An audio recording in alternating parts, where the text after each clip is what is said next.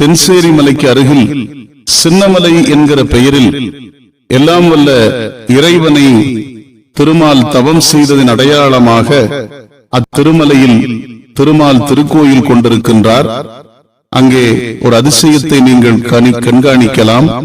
உலகத்தில் வேறு எங்கும் இல்லாத ஒரு சிறப்பாக மிக சில ஆலயங்களில், திருமால் ஆலயங்களில் தான் திருநீரு அங்கு அருளமதாக வழங்கப்படும்.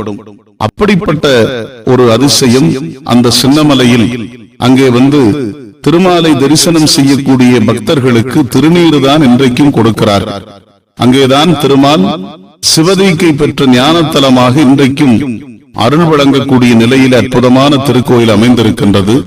ஆக இந்த இடத்தில் முருகப்பெருமான் இறைவனை நோக்கி தவம் செய்து மந்திர உபதேசம் பெற்று சூரன் போருக்கு சென்றதாக வரலாறு கூறுகிறது.